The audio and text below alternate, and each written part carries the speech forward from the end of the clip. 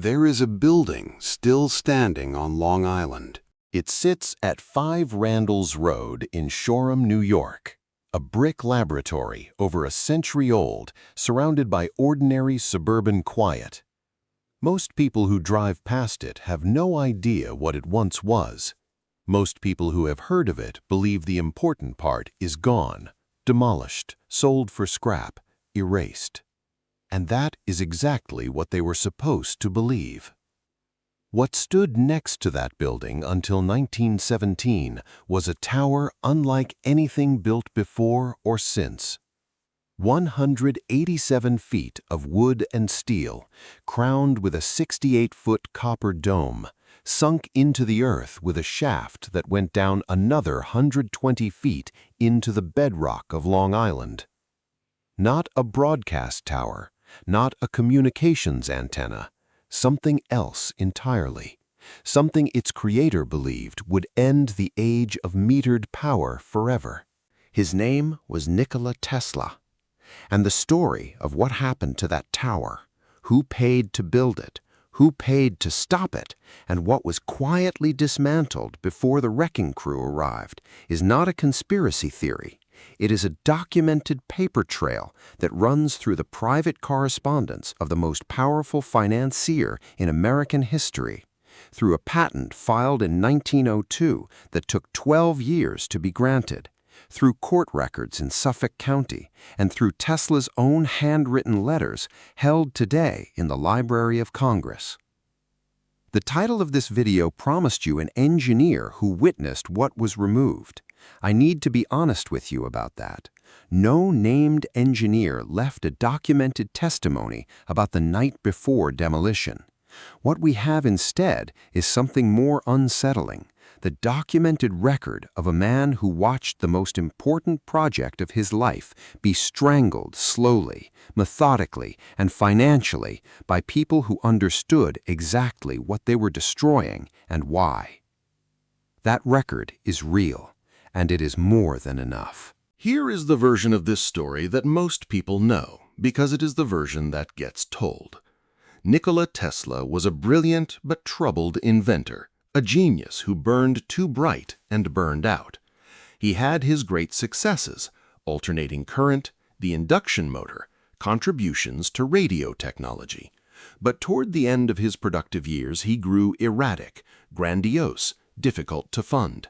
He imagined a tower on Long Island that would transmit power wirelessly to the entire world, convinced J.P. Morgan to give him $150,000 to build it, then revealed the project was far larger and more expensive than Morgan had been told. Morgan, a rational businessman, stopped writing checks.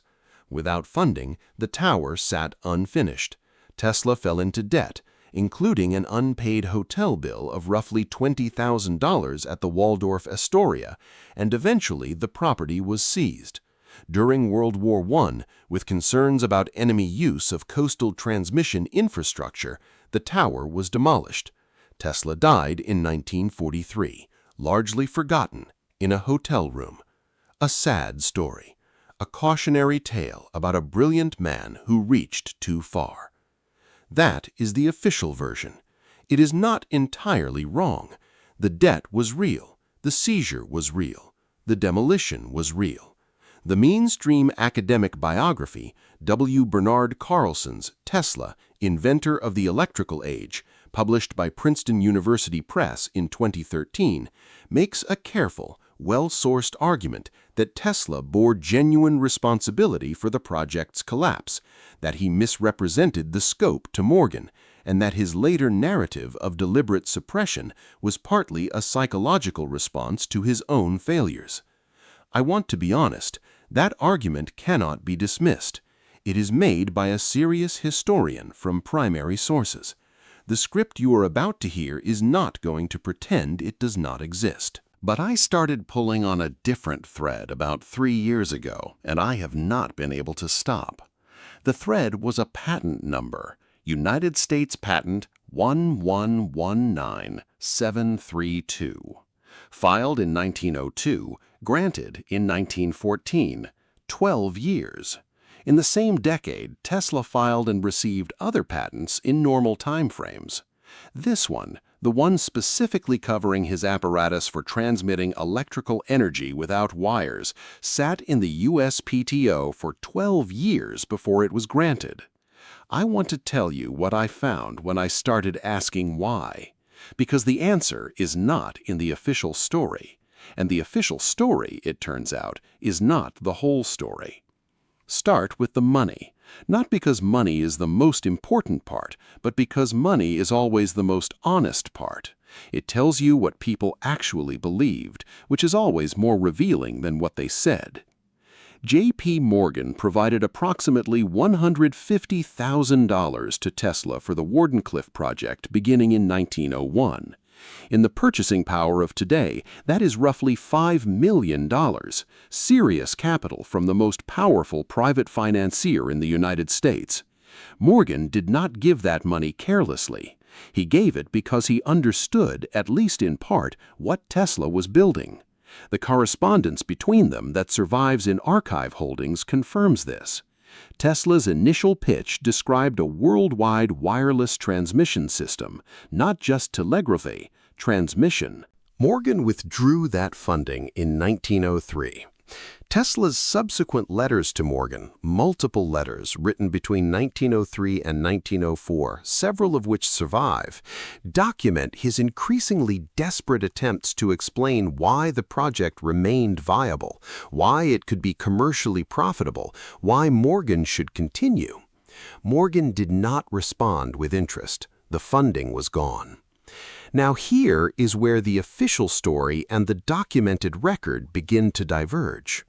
The official story says Morgan withdrew because Tesla had misled him, because the scope was larger than disclosed, the timeline longer, the commercial return less certain.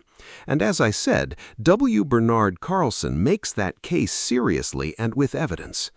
But there is another documented fact sitting right next to that narrative, and mainstream history tends to discuss it more quietly.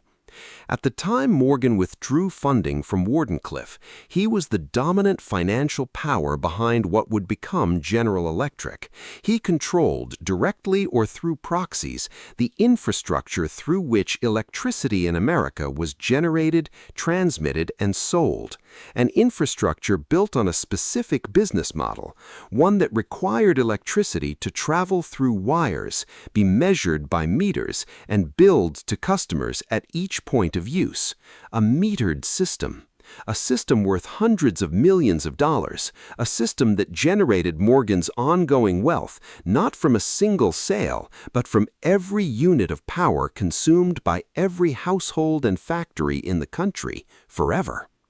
Tesla's wireless transmission system, if it functioned as he documented in his patent filings, would not be compatible with that model. You cannot meter power that travels through the earth itself. You cannot bill by the kilowatt hour for electricity that arrives without a wire. Tesla believed this was the reason Morgan stopped. He said so in his own documented words in multiple pieces of surviving correspondence. His biographer, Mark Cypher, who spent over a decade researching the Tesla archive record, reports this interpretation. Tesla wrote in surviving letters that Morgan had come to understand what the technology actually threatened. Now, I want to be careful here about what I am and am not claiming. I am not claiming that Morgan made an explicit decision to destroy Tesla's work because he feared it. Morgan's documented letters focus on business rationale. The project exceeded its scope, the return was uncertain, the capital was not justified. Those are the words on the page. What I am pointing to is something more precise. What I am pointing to is the documented result. By 1903, the man who controlled the largest private pool of capital in America, the man whose financial backing alone could have made Wardenclyffe operational, had removed that backing, and no one else came forward, not in 1904, not in 1905, not in 1906, 1907, 1908, 1909, or 1910. In an era when American capital was flowing freely into electrification, into the infrastructure Morgan himself controlled, not a single major financier would fund the completion of the one project that would have made that infrastructure obsolete. That is not a conspiracy theory. That is a market outcome. And market outcomes have explanations. Now look at the patent. USPTO Patent 1.191732, filed 1902. Tesla's own documentation of his apparatus for wireless energy transmission. By 1903, it was sitting in the patent office, ungranted. By 1905, still ungranted. By 1910, still ungranted. It was granted in 1914, 12 years after filing, 1 year after J.P. Morgan died. I am not asserting that patent delay was caused by Morgan. Patent delays have many explanations. What I am asserting is this: the grant came after the funder who had the most to lose from the technology's deployment was no longer alive. That is a documented timeline. Draw your own conclusions about what it means. The strongest counterargument to this entire line of reasoning is the one Carlson makes, that Tesla's own behavior, his grandiosity, his misrepresentation of the project's scope, his financial recklessness were sufficient cause for every failure that followed. And here is what I find genuinely interesting about that argument. Even if it is entirely correct, it does not change the outcome. Even if Morgan withdrew for purely rational business reasons, having nothing to do with fear of what the technology might do, the effect was identical. A technology that could not be monetized by the existing infrastructure interests lost its funding, sat unfinished for over a decade, and was physically demolished. The intent does not change the result, and the result is what we live with. In 1919, a man who had once been the most celebrated inventor in the world sat down and wrote his autobiography in a magazine. Not a book published by a major house, not a celebrated memoir, a serialized article in a publication called Electrical Experimenter. The series was titled My Inventions. Tesla was 63 years old. Wardenclyffe had been rubble for 2 years. His finances were in ruin. He was living in the Hotel St. Regis in New York, moving between hotels as debts accumulated, dependent on small stipends and the occasional fee from selling patent rights to work he had done decades earlier. In those articles, Tesla described Wardenclyffe. He described what he had intended to build and what he believed it would have done. He wrote about his vision of a world in which every human being on Earth could access electrical power without infrastructure, without wire, without payment to any intermediary. He used language that, reading it today, does not sound like a man defending his ego. It sounds like a man who understood exactly what had been lost. He described the shaft beneath the tower, the one that went 120 feet into the Earth, as the mechanism by which the planet itself would become the transmission medium, not the air, the Earth, a system that used the resonant frequencies of the planet as the carrier for wireless power. He had documented the theoretical basis in patent filings. He had built the physical structure to prove it. He had stood inside that laboratory on Long Island, watching it rise for 2 years, and then the money stopped. Tesla continued writing letters after 1903, seeking funding for Wardenclyffe. Those letters survive. In one documented letter to Morgan, he described the project's potential in terms that were almost pleading. He was not a man who pled easily. The letter is in the archive. It is the letter of a man who had already understood that something larger than a business disagreement was happening, and who did not yet have the words to name it. He found the words later. In the 1935 interview with journalist George Sylvester Viereck, published in Liberty magazine, Tesla spoke about his career, about what had been built and what had been taken. He was 79 years old. He had been living in the Hotel New Yorker for years, in a room he rarely left. He fed pigeons from his window. He had essentially no money.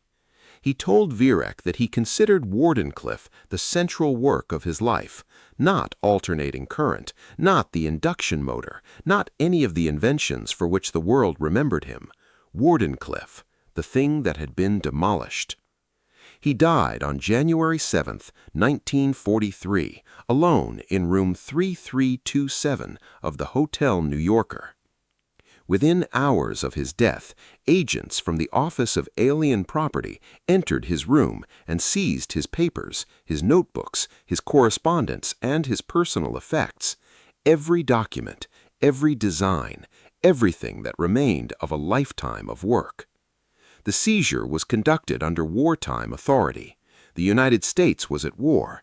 Tesla, though a naturalized American citizen, had been born in what was then the Austrian Empire, territory that by 1943 was under Axis occupation. The Office of Alien Property had legal authority over property connected to enemy nationals. Tesla was not an enemy national. He had been an American citizen since 1891. His papers were eventually released, not immediately, not quickly, and not completely intact. Some materials were reviewed by scientists working for the government. What conclusions those scientists reached, what they found useful, what they found alarming, remains imperfectly documented. The papers that were returned are held today in the Nikola Tesla Museum in Belgrade and in Library of Congress holdings. Whether everything was returned has never been fully established. The most important project of his life was demolished while he was still alive. His papers were seized the morning he died. Let me name the mechanisms precisely, because diffuse anger is easy and specific understanding is harder and more useful. Morgan's financial withdrawal in 1903 was the first mechanism, documented in correspondence.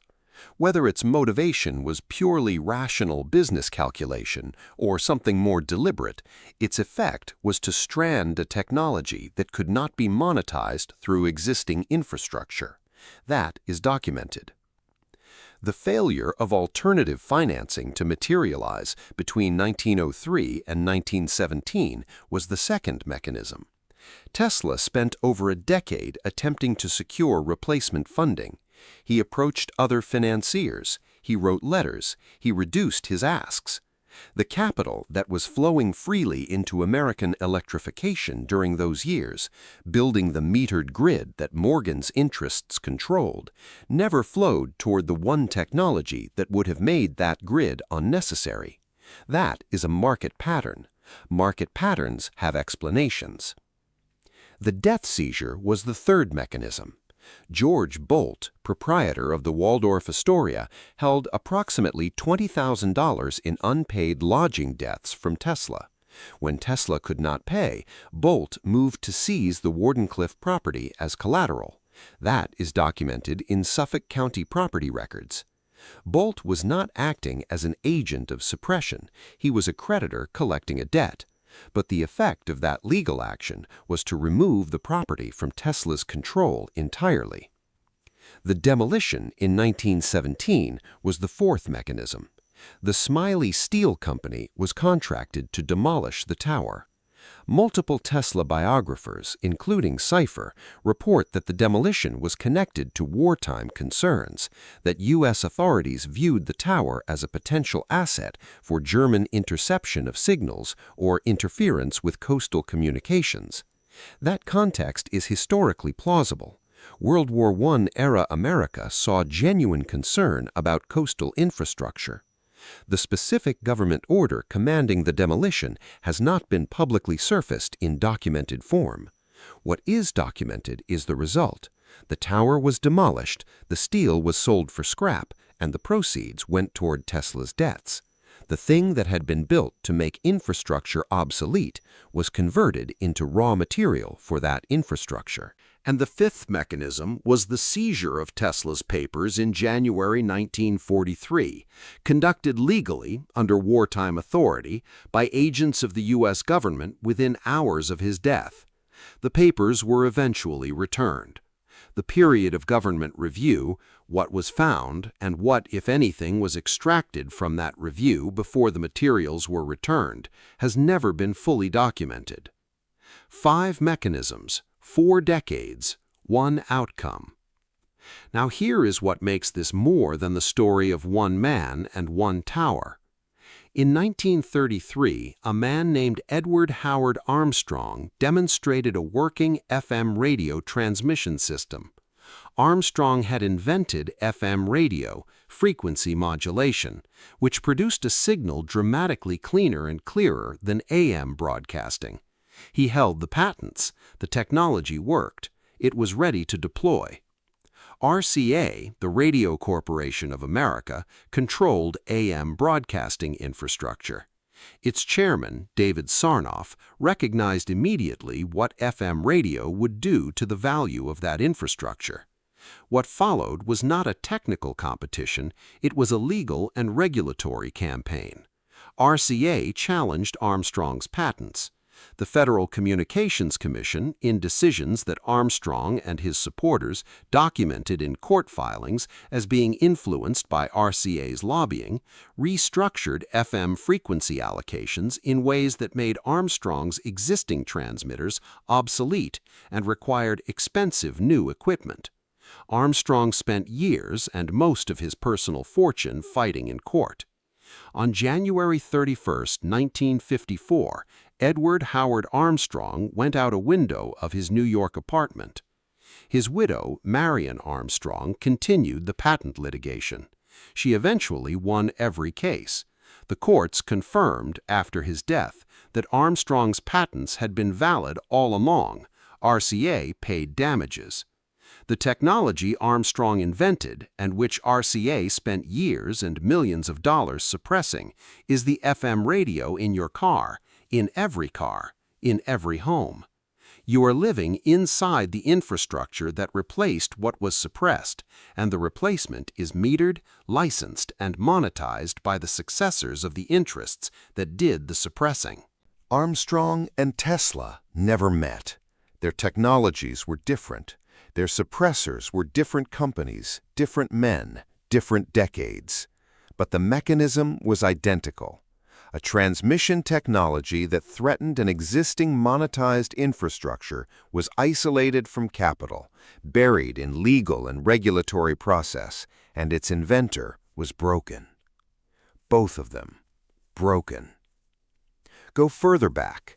In 1949, a federal court in the United States convicted a consortium that included General Motors, Firestone Tire, Standard Oil of California, and others on charges of conspiracy to monopolize the sale of buses and related products to transit companies, specifically by acquiring and dismantling electric streetcar systems across American cities.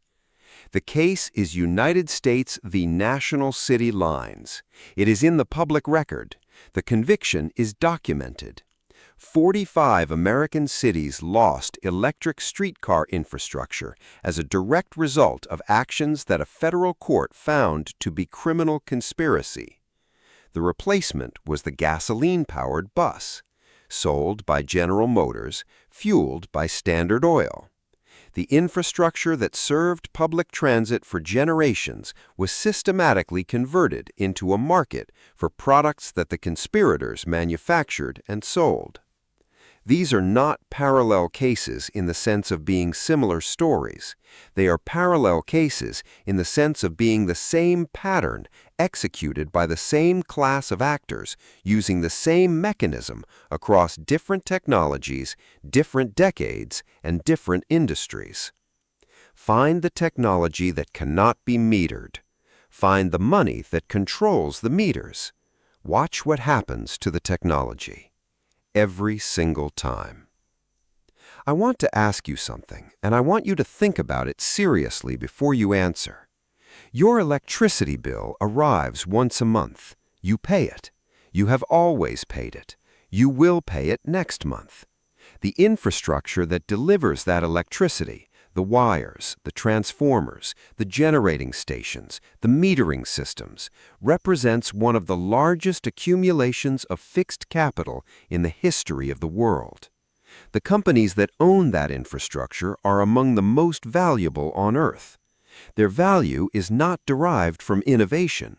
Their value is derived from the fact that the electricity has to travel through their systems, and every unit that travels through those systems can be measured and billed. In 1901, a man began building a tower on Long Island specifically designed to make that billing relationship impossible. Not to steal electricity from anyone, not to circumvent any law, to transmit power through the Earth itself without wire in a way that could reach every point on the planet without passing through any metered system. That tower was demolished in 1917. The scrap was sold. The proceeds paid a hotel bill. Today, wireless power transmission is commercially real. The phone on your desk is charged without a wire. Researchers at MIT and other institutions are working on mid-range wireless power transfer. Multiple technology companies are developing longer-range systems. The science Tesla was working toward is no longer theoretical. It is an engineering problem, not a physics problem. But the systems being developed today are designed from the ground up to be metered, licensed, and billed. The wireless charging pad on your desk is connected to a wire. The wire is connected to the grid. The grid is metered. The bill still comes. The building on Long Island is still standing. The Tesla Science Center at Wardenclyffe has been working since 2013 to restore it as a museum and education center. You can visit it. You can stand in the building where Tesla worked. You can look at the ground where the tower stood. The shaft beneath where the tower stood, the one that went 120 feet into the bedrock of Long Island, was filled in during demolition. What was in it before it was filled in, what Tesla's equipment looked like, what his notebooks recorded about the experiments he ran before the funding stopped, that is in the archive, partially. Some of it in Belgrade, some of it in Washington, some of it in the collections that were reviewed by government scientists in January 1943 before being returned. Some of it, presumably, is still in those collections. I have spent a long time with this story. I have read Carlson's biography, and I have read ciphers. I have read Tesla's own words in My Inventions and in the 1935 Liberty magazine interview. I have looked at patent 1,119,732 and thought about what it means that it took 12 years to grant. I have thought about Armstrong falling from his window in 1954. I have thought about 45 American cities that had electric streetcar systems and lost them to a criminal conspiracy that a federal court documented and penalized with fines so small they were effectively a cost of doing business. Here is where I land, honestly.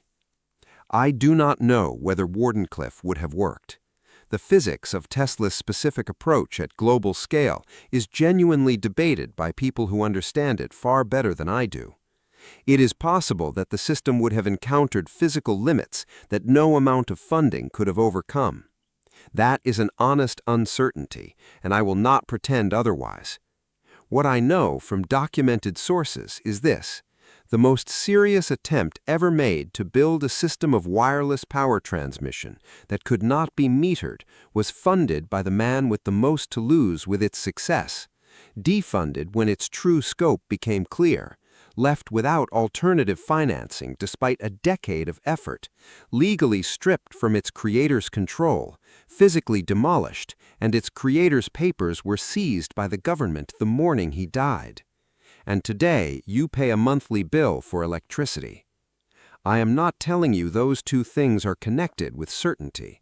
I am telling you that the documented record of what happened, laid out in sequence, raises a question that no official history has ever answered satisfactorily. Carlson's biography, the most rigorous academic account we have, concludes that Morgan's withdrawal was a rational business decision, not a suppression, and he may be right. But Carlson's conclusion also contains something he does not fully develop, The observation that even a rational business decision made by the right person at the right moment can have the same effect as deliberate suppression. The market did not fund Wardenclyffe. The market did not fund Armstrong's FM network. The market convicted itself in federal court of dismantling the electric streetcar. The last question I keep returning to is not about Tesla. It is not about 1917. It is about the 12 years that patent 1119732 sat ungranted in the United States Patent Office. Patent records are public. The documentation of what examinations were conducted, what objections were raised, and what the USPTO's internal process looked like during those 12 years, that record exists somewhere. No one, to my knowledge, has made a serious archival effort to reconstruct it. If you have access to USPTO historical examination records, or if you work in patent history, or if you have found material related to the Wardenclyffe period that is not widely known, the comments are open. I read every one. The tower is gone. The building is still standing. And somewhere in the gap between a patent filed in 1902 and granted in 1914, the real answer to this story may still be waiting.